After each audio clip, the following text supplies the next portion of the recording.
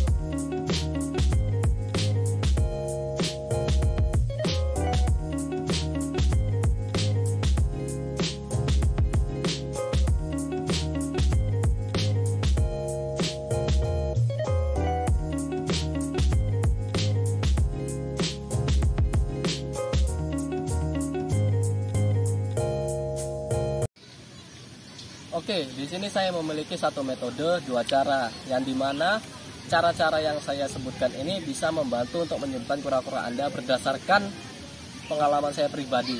Bisa teman-teman contoh, bisa juga teman-teman share ke yang lainnya.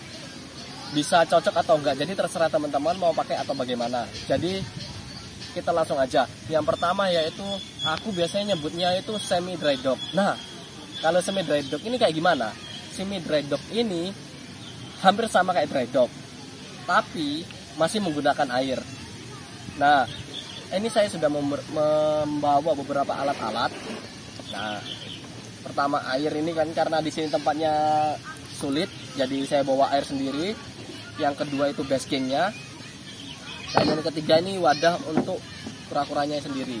Nah, ini aku menggunakan ukuran mungkin 25 x 15 Tupperware ini. Teman-teman bisa cari di toko-toko swalayan terdekat bisa, atau juga menggunakan wadah-wadah lain juga bisa. Oke. Nah, untuk prakteknya itu mudah sekali teman. Jadi perhatikan video ini ya. Jadi gini teman, untuk cara prakteknya simple ya, seperti yang saya bilang sebelumnya. Kita hanya menggunakan beberapa bahan-bahan ini aja. Caranya seperti ini. Nah, untuk ketinggian air itu maksimal 1 cm aja cukup. Nah, sekitar tinggi dari batu alam ini yang sudah kotak ini ya. Nah, ini setinggi ini aja cukup. Karena apa? Kalau misalkan tenggelam, atau maksud saya itu terlalu tinggi air itu bisa mengakibatkan kura-kura itu tenggelam. dan malah bisa jadi sakit. Karena apa? Kalau sudah sakit yang parah seperti pneumonia, nah itu bisa tambah kena flu. Nah itu jadi bahayanya. Jadi lebih baik untuk ketinggiannya cukup 1 cm saja. Nah kita praktekkan.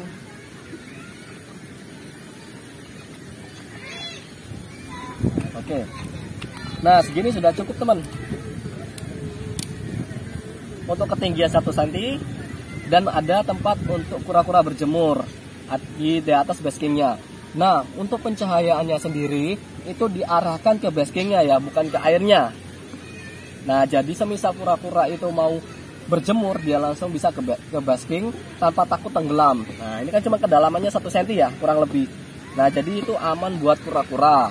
Nah airnya ini sendiri kalau bisa itu air hangat. Nah untuk hangatnya sebatas mana teman-teman bisa kira-kira ya, jangan terlalu panas juga, nanti kura-kuranya jadi kura-kura rebus.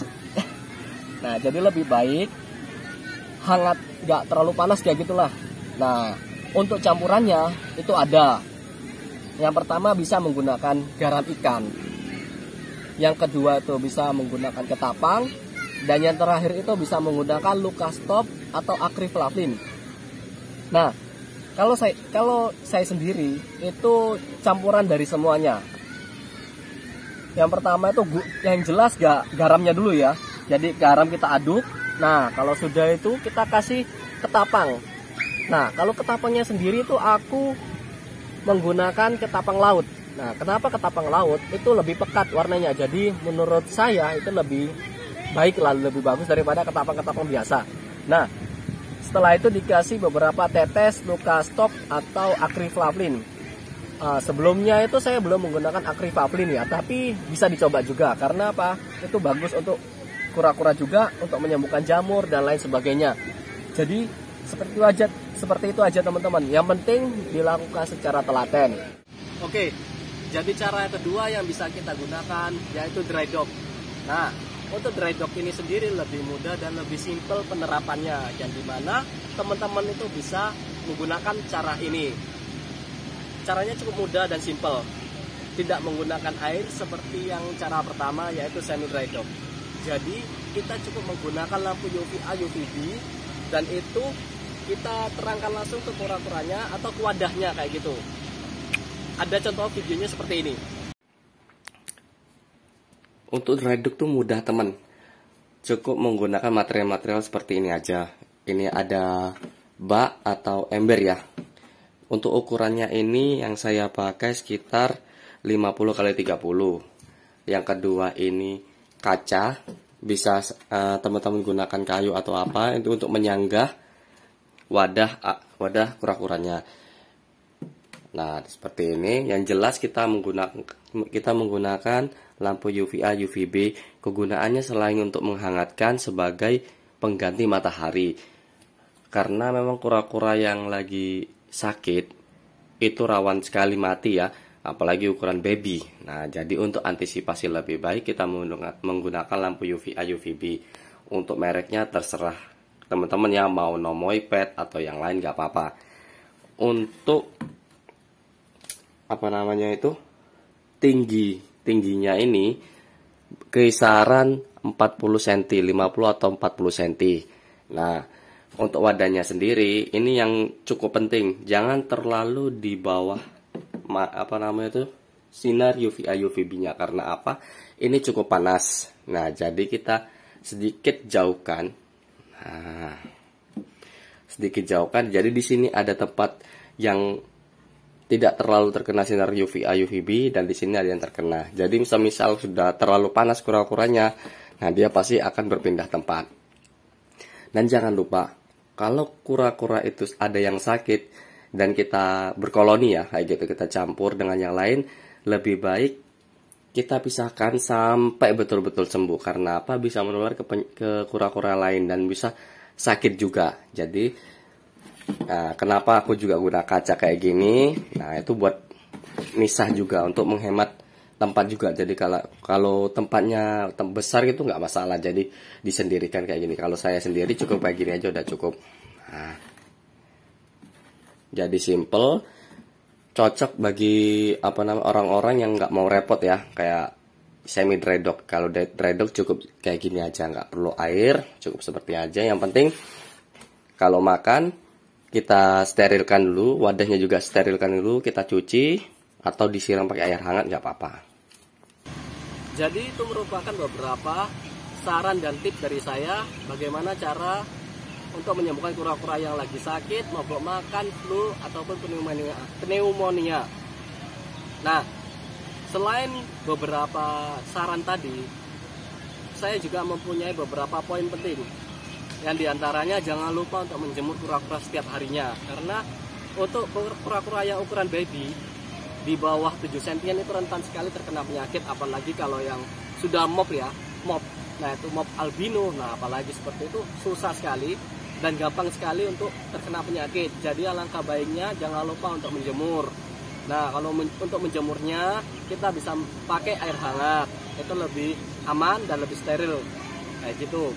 Jadi untuk poin-poin pentingnya juga, kalau kita memberi makan, usahakan jangan di kandangnya. Jadi kita beri makan itu di luar kandangnya. Jadi kita siapkan wadah tersendiri.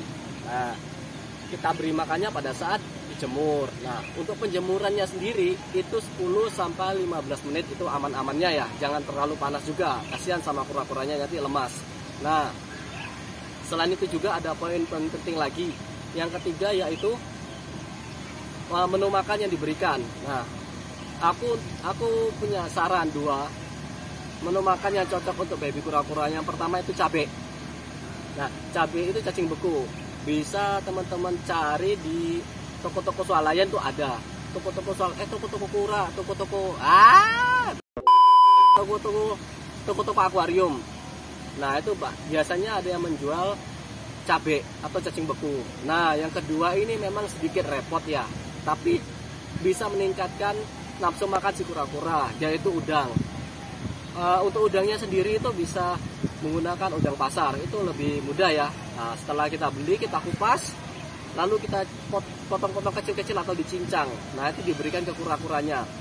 Kenapa 2 makanan ini? Karena 2 makanan ini memiliki bau yang amis. Nah, untuk kura-kura itu suka sekali sama bau-bau amis seperti ini. Nah, jadi untuk memancing nafsu makannya dan juga biar makannya itu lebih lancar, menggunakan makanan tadi. Bisa menggunakan pelet, tapi kalau untuk kura yang sakit, saya sarankan ini aja dulu.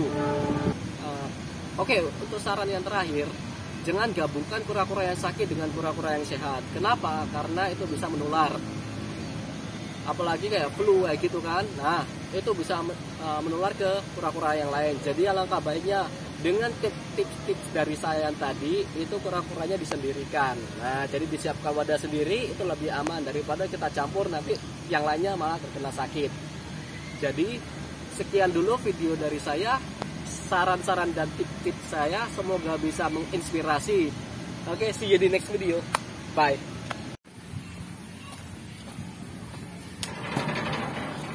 Langsung munggah, Bos.